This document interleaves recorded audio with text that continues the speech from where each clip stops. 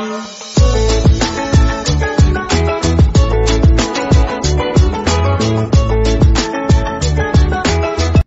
The lord.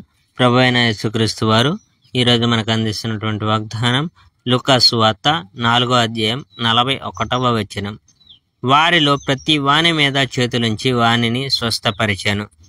యేసు పేతురు అతను నయం చేయడం. యేసు సమాజ మందిరాన్ని వదిలి సీమోను ఇంటికి వెళ్ళాడు. సీమోను అత్తకు జ్వరం తీవ్రంగా ఉంది. వాళ్ళు ఆమె జ్వరాన్ని గురించి యేసుకు చెప్పారు. యేసు ఆమె దగ్గరకు వచ్చి జ్వరాన్ని వదిలిపోమ్మని గద్దించాడు. జ్వరం ఆమెను వదిలి వెళ్ళిపోయింది. వెంటనే ఆమె లేచి అందరినీ ఆదరించడం మొదలుపెట్టింది. యేసు అనేకులకు నయం చేయడం. సూర్యాస్తమయం అవుతుండగా ప్రజలు రకరకాల రోగాలున్న వాళ్ళను ఆయన దగ్గర తీసుకువచ్చారు. ఆయన ప్రతి ఒక్కరి మీద తన చేతిని ఉంచి అందరినీ నయం చేశాడు.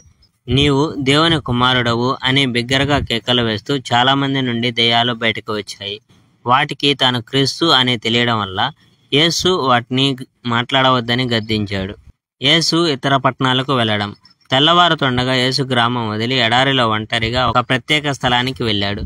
ప్రజలు ఆయన కోసం వెతుకుతూ ఆయనున్న చోటికి వచ్చారు. ఆయన తమను మళ్ళీ వదిలి వెళ్లకుండా చేయాలని ప్రయత్నించారు. కానీ యేసు దేవుని రాజ్యం యొక్క సువార్త నేను ఇతర పట్టణాల్లో కూడా ప్రకటించాలి. దేవుడు నన్ను అందుకే పంపాడు అని అన్నాడు.